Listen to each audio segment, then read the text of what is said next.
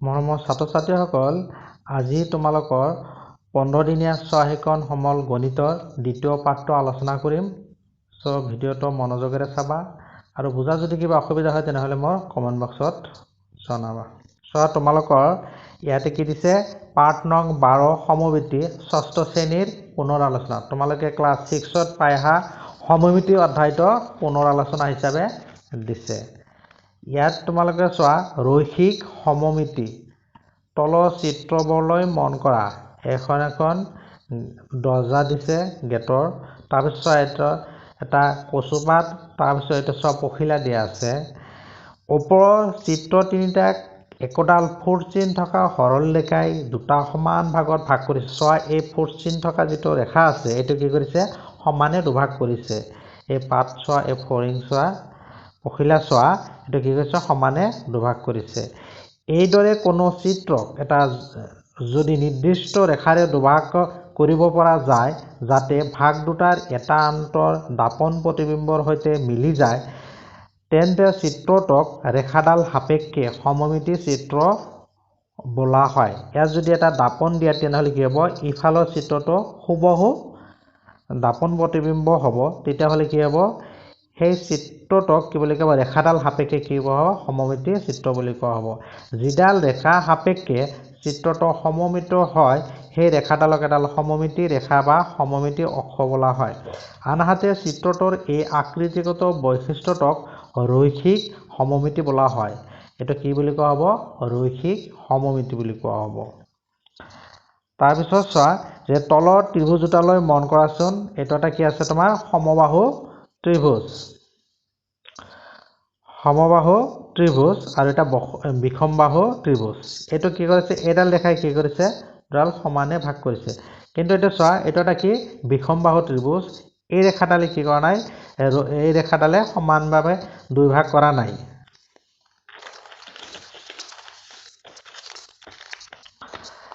ইয়াৰ পৰা আমি কি দেখা পালো? যে দেখা গ'ল যে প্ৰথম ত্ৰিভুজটোত ফুট চিহ্নই ত্ৰিভুজটোক দুটা সমান ভাগত ভাগ কৰিছে। সমবাহু ত্ৰিভুজৰ ক্ষেত্ৰত যিডাল ফুট চিহ্ন আছে দেখিছে ত্ৰিভুজক দুটা সমান ভাগত ভাগ কৰিছে। আনহাতে দ্বিতীয় চিত্ৰটো যিটো বিষমবাহু ত্ৰিভুজ, ফুট চিহ্নই ত্ৰিভুজটোক দুটা সমান ভাগত ভাগ কৰিব পৰা নাই। ইয়াৰ পৰা আমি কি বুজি পালো? প্ৰথম ত্ৰিভুজটো ৰেখা সাপেক্ষে সমমিত আৰু দ্বিতীয় ত্ৰিভুজটো সমমিত চিত্ৰ নহয়। বুজি পালানে? এতিয়া কাৰ্য নং 1 চোৱা। তলৰ চিত্ৰকেইটাৰ পৰা সমমিত চিত্ৰবোৰ চিনাক্ত কৰা আৰু সমমিত চিত্ৰবোৰৰ সমমিত ৰেখাংকন কৰা। তলৰ কোনকেইটা সমমিত চিত্ৰ আৰু যদি সমমিত চিত্ৰ তেনেহ'লে সমমিত চিত্ৰবিলাকৰ সমমিত ৰেখা অংকন কৰিব কৈছে। এইটো কি নহ'ব? সমমিত চিত্ৰ নহ'ব। এইটো সমমিত চিত্ৰ নহয়। এইটো নহয়, এইটো নহয়, চোৱা এইটো নহয়। তাৰপিছত এই পখিলাটো চোৱা, ইয়াত যদি কি কৰা তোমালোকে ইয়াৰ মাজেদি এডাল ৰেখা টানি দিয়া, চোৱা কি হ'ব?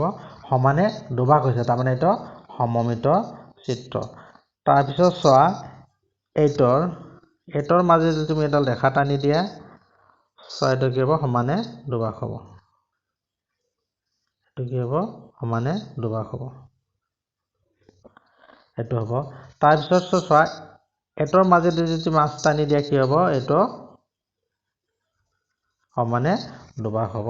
ঠিক সেইদৰে এইটো কি হ'ব? সমমিত চিত্ৰ হ'ব। চোৱা ইয়াৰ মাজেদি তুমি যদি এডাল ৰেখা টানি দিয়া, এইটো কি হ'ব? সমমিত ৰেখা হ'ব। বুজি পালানে? তাৰপিছত কাৰ্য নং 2, এইটো সমমিত হ'ব, তাৰপিছত এইটো সমমিত হ'ব, এইটো হ'ব, এইটো হ'ব। কাৰ্য নং 2, তোমালোকে চৌপাশে থকা 5বিধ সমমিত বস্তু আৰু 5বিধ সমমিত নোহোৱা বস্তুৰ নাম লিখা। যে এনেকুৱা কোনবিলাক বস্তু সমমিত হয় আৰু সমমিত নহয়, 5টা বস্তুৰ উদাহৰণ দিব দিছে। চোৱা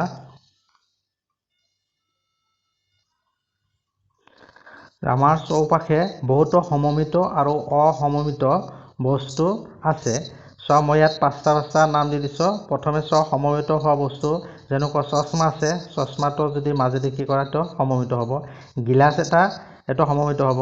পখিলা, তাৰপিছত টেবুল, পাত এই পাতবিলাক কি হয় সমমিত হয় এবাৰ সমমিত নোহোৱা বস্তু চোৱা যেনেকুৱা কাপটো কি নহয় সমমিত নহয় তাৰপিছত কটাৰী এটা কি নহয় সমমিত নহয় তাৰপিছত হাতটো কি নহয় সমমিত নহয় তাৰপিছত নাঙল কি নহ'ব সমমিত নহ'ব তাৰপিছত চোৱা এই মানচিত্ৰবিলাক যে মেপ অসমৰ মানচিত্ৰ যেনেকুৱা দিয়া এইটো কি ইয়াত যেনেকুৱা এটা দিয়া আছে চোৱা গতিকে এইবিলাক কি নহয় সমমিত নোহোৱা বস্তু বুজি পালানে তাৰপিছত কাৰ্য নং 3 চোৱা তলত দিয়া চিত্ৰবোৰৰ সমমিত ৰেখাবোৰ ডট চিনেৰে চিহ্নিত কৰা এইবিলাকৰ সমমিত ৰেখাবোৰ ডট চিহ্নেৰে চিহ্নিত কৰিব দিছে চোৱা এটো কেনেকুৱা হ'ব ইয়াৰ মাজেদি দি দিয়া এটো সমমিত ৰেখা হ'ব তাৰপিছত চোৱা এটোক দিয়া ইফালে দিয়া এটো কি হ'ব সমমিত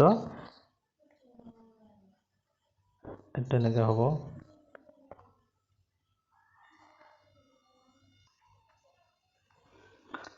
চোৱা এনেকৈ তোমালোকে কি কৰিব পাৰা সমমিতি ৰেখাবোৰ অংকন কৰিব পাৰিবা চোৱা এটো ইফালে তাৰপিছত চোৱা এটো ইফালে দি আমি ৰেখা আঁকিব পাৰি ইফালে আঁকিব পাৰি তাৰপিছত চোৱা এটো আমি এনেকৈ আঁকিব পাৰিম চোৱা এটো ইফালে আঁকিব পাৰিম ইঠিকে আঁকিব পাৰিম তাৰপিছত এটো হৈছে তোমাৰ সুষম সৰভুজ গতিকে চোৱা ইয়াৰ ছয়ডাল হ'ব এনেকৈ আঁকিব পাৰিম ইফালে তাৰপিছত ইফালে দিলে হ'ব এনেকৈ দিলে হ'ব এনেকৈ ছয়ডাল তাৰপিছত ছয়ডাল ট্ৰেপিজিয়ামৰ গতিকে এইটো এনেকৈ আঁকিব পাৰিম মন কৰে এই সমমিতি চিত্ৰৰ একাধিক সমমিতি ৰেখা থাকিব পাৰে চ' এই সমমিতি চিত্ৰৰ কি হ'ব পাৰে একাধিক সমমিতি ৰেখাও থাকিব পাৰে এটাতকৈ বেছি তাৰমানে তলৰ সমদ্বিবাহু ত্ৰিভুজৰ সমমিতি অক্ষডাল চিহ্নিত কৰা ইয়াৰ এই ত্ৰিভুজৰ সমমিতি অক্ষ কোনটো হ'ব সমমিতি অক্ষই কি কৰে যে যিকোনো বস্তুক সমানে দুভাগ কৰে গতিকে চোৱা এডাল হ'ব অ বি সমমিতি অক্ষ কোনটো হ'ব অ বি এটো কি কৰিছে ত্ৰিভুজক সমানে দুভাগ কৰিছে বুজি পালানে তাৰ পিছত চোৱা সমবাহু ত্ৰিভুজৰ এটা সমমিতি ৰেখা যে এটা কি সমবাহু ত্ৰিভুজ ইয়াৰ সমমিতি ৰেখা কেইডাল হ'ব পাৰে চোৱা তুমি যদি ইফালৰ পৰা ইফালে টানি দিয়া এটো এডাল হ'ব পাৰে ইফালৰ পৰা যদি তুমি ইফালে টানি দিয়া এটো এটা হ'ব পাৰে আৰু এই শীৰ্ষবিন্দুৰ পৰা ইফালে টানিলে এটা হ'ব তাৰ মানে কেইটা হ'ব পাৰে তিনিটা হ'ব পাৰে চোৱা ABC সমবাহু ত্ৰিভুজৰ সমমিতি ৰেখা AD BE আৰু CF অৰ্থাৎ সমবাহু ত্ৰিভুজত সমমিতি ৰেখাৰ সংখ্যা কিমান 3 এতিয়া চোৱা কাৰ্য 5 কি দিছে যে এটা বৰ্গ আঁকি ইয়াৰ সমমিতি ৰেখা চিহ্নিত কৰা সমমিতি ৰেখা কেইডাল পালা চোৱা এটো এটা কি বৰ্গ ইয়াৰ A B C D যদি এটা বৰ্গ হয় তেনেহলে কি হ'ব চোৱা ইয়াৰ সমমিতি ৰেখা কেইডাল হ'ব তুমি এই কৰ্ণৰ মাজেদি টানিলে এডাল হ'ব এডাল হ'ব তাৰপিছত চোৱা ইফালৰ পৰা ইফালে টানিলে চোৱা এটো দিলা তুমি এটো দি আছে D এটো E F G সো আমি কেইডাল পালো এডাল দুডাল তিনিডাল চাৰিডাল পালো বুজি পালানে সো আমাৰ কি হ'ব যে এটা বৰ্গৰ কি হ'ব পাৰে সমমিতি ৰেখা কেইডাল হ'ব পাৰে সমমিতি ৰেখা চাৰিডাল হ'ব পাৰে কাৰ্য নং 6 লেখ কাগজত অঁকা কেইটামান জ্যামিতিক আকৃতিৰ তলত দিয়া আছে চিত্ৰবোৰৰ সমমিতি ৰেখাবোৰ আঁকি দেখুওৱা লেখ কাগজত কি দিয়া আছে এই চিত্ৰ দিয়া আছে এইবিলাকৰ সমমিতি ৰেখা অংকন কৰি দেখুৱাব লাগে চোৱা কেনেকৈ আঁকিবা এটো কি কৰিবা তুমি ইফালে দি টানি দিয়া ইফালে টানি দিলে কি হ'ব এটো সমমিতি ৰেখা হ'ব হেলদি এটো এটা হল তাৰপিছত চোৱা এটো যদি টানি দিয়া ইয়াৰ মাজেদি টানি দিয়া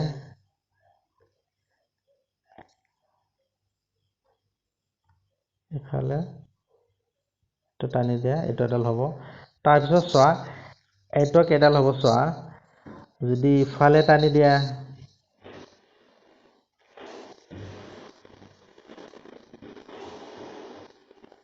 ইফালে টানি দিয়া তাৰপিছত ঠিককৈ টানি দিয়া উলম্বভাৱে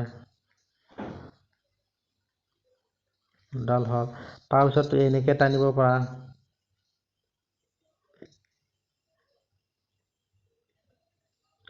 আৰু এডাল ইফালে টানিব পৰা।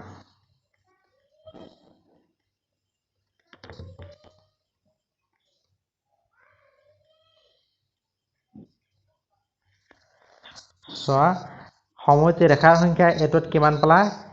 কেইডাল পালা? ৰেখাৰ সংখ্যা 1।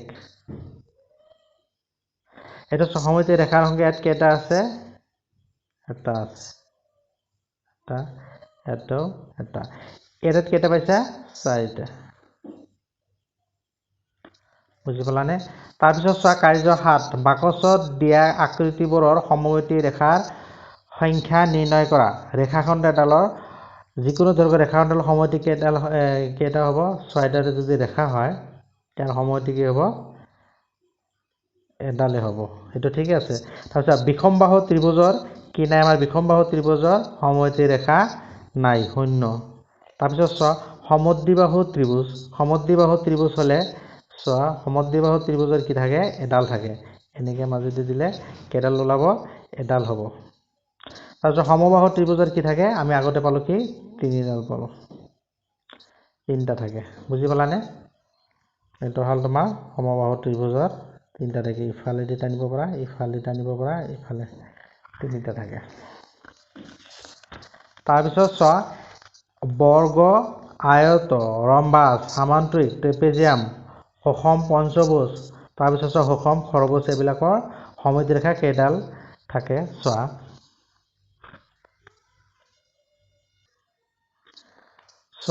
বৰ্গৰ সমমিতি ৰেখা কেইডাল থাকে? ইয়াত চোৱা বৰ্গ এটাৰ কেইটা সমমিতি ৰেখা? 4ডাল থাকে। ইয়াত কিমান হ'ব? 4। তাৰপিছত আয়তৰ কেইটা থাকে? আয়তৰ ইফালে এটা আৰু ইফালে এটা, আয়তৰ 2টা থাকে। তাৰপিছত ৰম্বাসৰ কেইটা থাকে? ৰম্বাসৰ কি থাকে? 2ডাল থাকে। ৰম্বাসৰো 2ডাল থাকে। এবাৰ সামান্তৰিকৰ, এটা সামান্তৰিকৰ নাথাকে, কোনো কি নাথাকে? সামান্তৰিকৰ নাই। তাৰপিছত চোৱা ট্ৰেপেজিয়ামৰ চোৱা যদি কি হয়? এনেকুৱা চিত্ৰ হয়। ট্ৰেপেজিয়ামৰ মেইন আমাৰ চৰ্তটো হৈছে কি? তোমাৰ এজৰ বাহু বিপৰীত বাহু সমান্তৰাল। গতিকে এনেকুৱা চিত্ৰ যদি হয়, এইটো বাহু সমান্তৰাল, গতিকে এনেকুৱা চিত্ৰ হ'লে কি নহ'ব? ইয়াৰ সমমিতি ৰেখা নাই। আৰু যদি চিত্ৰটো এনেকুৱাও হয়, এই দুডাল বাহু সমান হয়, তেতিয়াহ'লে কি হ'ব? ইয়াৰ সমমিতি ৰেখা এডাল আছে। গতিকে চিত্ৰটো এনেকুৱা হ'লে সমমিতি ৰেখা নাই, আৰু এনেকুৱা হ'লে এটা আছে। গতিকে কি লিখিব পাৰা? যে 0 বুলিও ক'ব পাৰা, এটা বুলি ক'ব। চিত্ৰটোৰ ওপৰত ডিপেণ্ড কৰিব, তাৰমানে নিৰ্ভৰ কৰিব। ট্ৰেপেজিয়ামৰ কি হ'ব পাৰে?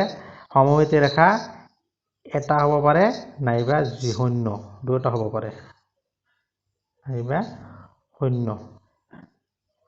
বুজি পালানে? তাৰপিছত চোৱা সুষম পঞ্চভুজ। সুষম পঞ্চভুজ হ'লে ইয়াৰ সুষম বহুভুজৰ ক্ষেত্ৰত চোৱা বাহুৰ সংখ্যাৰ লগত সমমিতি ৰেখাৰ সংখ্যা সমান হয়। তাৰমানে সুষম পঞ্চভুজৰ কেইটা হ'ব? পঞ্চভুজৰ 5টা বাহু, গতিকে ইয়াৰ সমমিতি ৰেখা কেইডাল হ'ব? 5ডাল হ'ব। সুষম ষড়ভুজ, এইটো ষড়ভুজ হ'লে কেইটা হ'ব? 6টা হ'ব।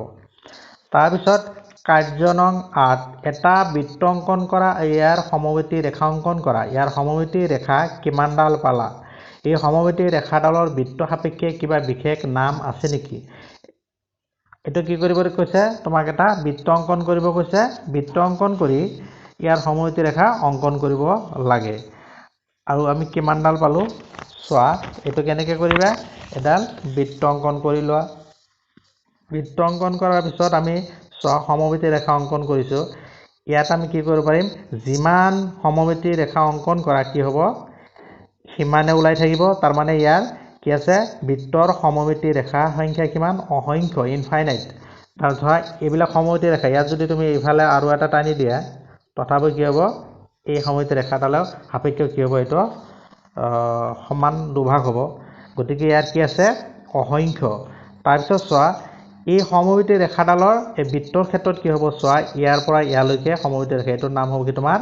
ব্যাস বুলি কোৱা হয়। যে বৃত্তৰ সমমিতি ৰেখা অসংখ্য, বৃত্তৰ ক্ষেত্ৰত সমমিতি ৰেখাডাল কি হৈছে? বৃত্তটোৰ ব্যাস। বুজি পালানে? তুমি বৃত্ত এটা আঁকি এনেকুৱা দেখুৱাই দিলে হ'ল। তাৰপিছত কি হ'ব? এই বৃত্ত সাপেক্ষে এই সমমিতি ৰেখাডালৰ নাম কি হ'ব? বৃত্তটোৰ ব্যাস। কাৰ্য 9 তলত কিছুমান লেখ কাগজত অঁকা চিত্ৰৰ সৈতে একোডালকৈ ৰেখা L1, L2, LC দিয়া আছে চিত্ৰবোৰ এনেভাবে সম্পূৰ্ণ কৰা যাতে সেইবোৰ প্ৰদত্ত ৰেখা সাপেক্ষে সমমিতি হয় এই চিত্ৰবিলাক এনেকৈ আঁকিব লাগে যাতে কি হয় এই L সমমিতি ৰেখা সাপেক্ষে এটো কি হয় সমমিত হয় তাৰ পিছত এটো L টো সাপেক্ষে আৰু L3 সাপেক্ষে সো আঁকিলে কেনেকুৱা হ'ব চোৱা ইয়াত যেনেকুৱা আছে তোমালোকৰ চোৱা ইয়াৰ পৰা ইয়ালৈকে টানা তাৰ পিছত ইয়াৰ পৰা আকৌ ইয়ালৈকে টানি দিয়া তাৰ পিছত ইয়াৰ পৰা যদি এনেকে টানা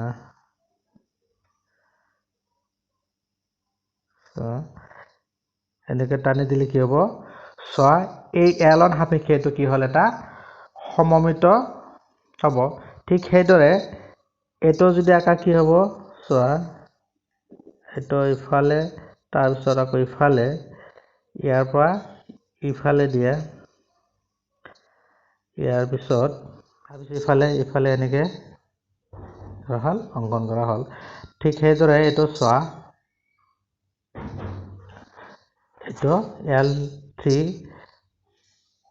সমমিত ৰেখা সাপেক্ষে এডাল অঙ্কন কৰা হল সো বুজি পালানে তাৰ পিছত কাৰ্য 10 নম্বৰটো কি দিছে চোৱা এখন আয়তাকৃতিৰ কাগজ কাটি দুয়োফালে সম্পূৰ্ণৰূপে মিলাকৈ ভাঁজ কৰা কিমানটা ভাঁজ পালা আৰু প্ৰতিটো ভাঁজৰে এটা চিত্ৰ অঙ্কন কৰা কি কৰিব কৈছে যে এটা আয়তাকাৰ কাগজ কাটি দুফালে সম্পূৰ্ণ মিলাকৈ ভাঁজ কৰা সো তুমি এটা আয়তাকাৰ কাগজ কাটি লোৱা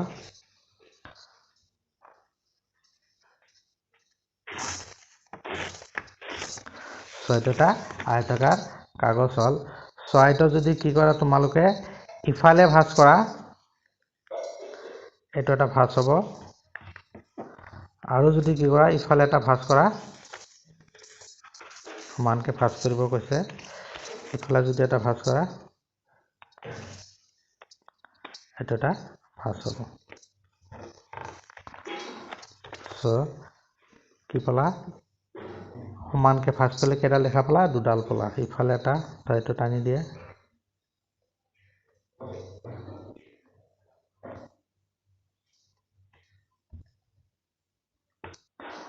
আৰু এডাল ইফালে টানি দিয়া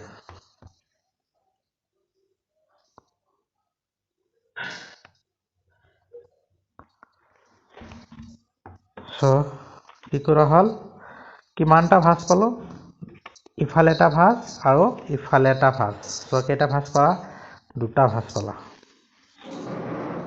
দুটা প্ৰতিটো ভাঁজৰে একটাকৈ চিত্ৰ আঁকা সো এনেকৈ এটা ভাঁজ দিলে এটো চিত্ৰ কেনেকৈ আঁকিবা চোৱা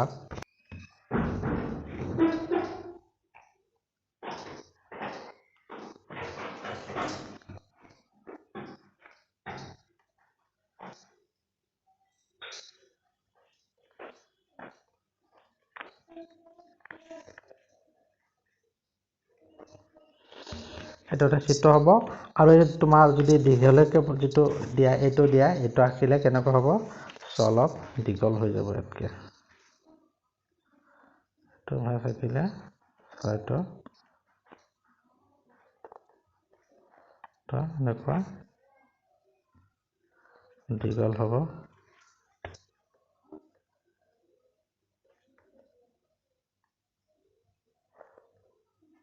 এনেকুৱা দীঘল হ'ব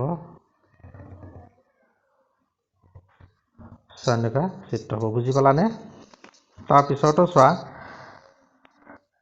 লেখ কাগজত উলম্ব ৰেখা অনুভূমিক ৰেখা আৰু উভয় ৰেখা সাপেক্ষে সমমিত হোৱাকৈ চিত্ৰবোৰ সম্পূৰ্ণ কৰা হিপিটিত কিছুমান চিত্ৰ দিয়া আছে উলম্ব ৰেখা অনুভূমিক ৰেখা আৰু দুটা ৰেখা সাপেক্ষে কি কৰিব দিছে এই চিত্ৰবিলাক অঙ্কন কৰিব দিছে চোৱা ইয়াত এডাল চিত্ৰ দিয়া আছে সো ইয়াত এনেকৈ আঁকিলে কি হ'ব কেনেকুৱা হ'ব চোৱা এটো যদি আঁকা তেনেহলে তোমাৰ চোৱা ইফালে যাব এটো হলে তোমাৰ ইফালে দিব লাগিব তাৰ পিছত চোৱা ইয়াৰ পৰা ইফালে দিছে তাৰ পিছত এটো এনেকৈ দিব লাগিব ঠিক সেইদৰে ইফালে দিলে চোৱা এনেকৈ দিয়া তাৰ পিছত এনেকৈ আঁকি দিয়া ঠিক সেইদৰে ইফালে দিলে এনেকৈ দিয়ে এইটো এনেকৈ দিয়ে সব বুজি পালানে এইটো হৈছে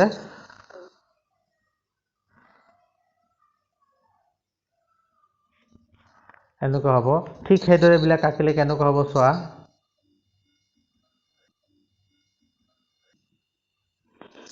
এইটোক চোৱা অনুভূমিক ৰেখা সাপেক্ষে এইটো সমমিতি চিত্ৰ হ'ব তাৰপিছত উলম্ব ৰেখা সাপেক্ষে কি হ'ব এইটো চিত্ৰ হ'ব চোৱা আৰু দুইডাল ৰেখা সাপেক্ষে এই চাৰিডাল চিত্ৰ হ'ব ঠিক সেইদৰে এইটো হেনেকুৱা হ'ব অনুভূমিক উলম্ব আৰু দুইডাল ৰেখা সাপেক্ষে চাৰিডাল চিত্ৰ হ'ব ঠিক সেইদৰে এইটো হ'ব চোৱা বুজি পালানে কাৰ্য 12 নম্বৰটো চোৱা লেখ কাগজৰ চিত্ৰ এটা দিয়া আছে চিত্ৰটোৰ পৰা কি কৰিব লাগে সমমিতি ৰেখাৰ সংখ্যা লিখা এতিয়া চোৱা এই চিত্ৰটোত যদি ইফালে এডাল সমমিতি ৰেখা লোৱা তেতিয়া সমমিতি চিত্ৰ হ'ব তাৰপিছত যদি কি কৰা ঠিককৈ যদি এডাল লোৱা সো কি হ'ব তোমাৰ দুডাল সমমিতি ৰেখা হ'ব এতিয়া নম্বৰটো দিছে যে সমমিতি ৰেখাৰ সংখ্যা লিখা এটা কি হ'ব দুটা হ'ব তাৰপিছত সমমিতি ৰেখা XY ৰ পৰা EF আৰু E'F' দূৰত্ব কি সমমিতি ৰেখা XY ৰ পৰা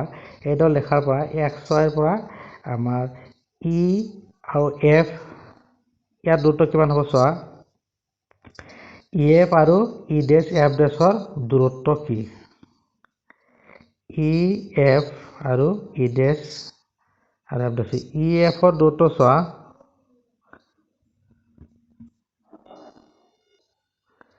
ইয়াত সমমিতি ৰেখা XY ৰ পৰা EF আৰু E'F'ৰ দূৰত্ব কি এতিয়া চোৱা এই XY ৰেখাৰ পৰা এইটো দূৰত্ব কিমান হ'ব চোৱা 1 2 সো 2 একক হ'ব তাৰপিছত E'F'ৰ কিমান হ'ব চোৱা ইফালে 1 2 দুটাৰ কি হ'ব তোমাৰ 2 একককৈ হ'ব সো এইটো কি হ'ব তোমাৰ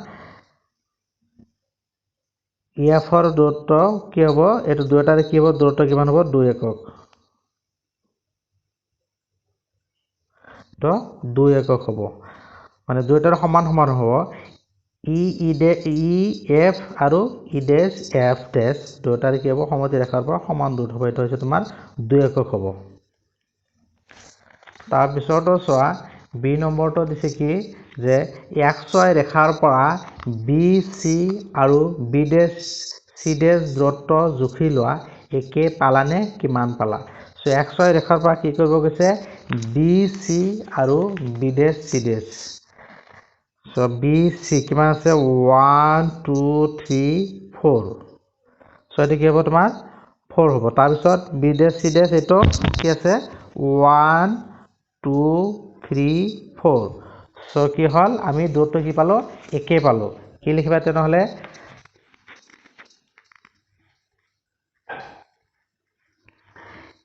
XY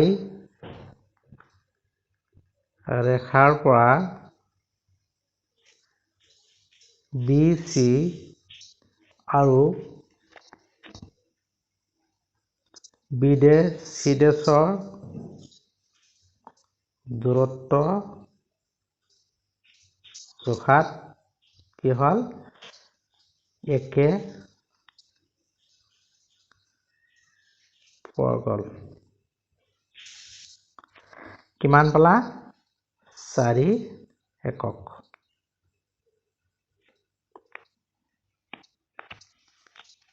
তাৰপিছত সি নম্বৰটো দিক নিৰ্ণয় কৰা EF সো EF'ৰ কিমান হ'ব তোমালোকে চোৱা EF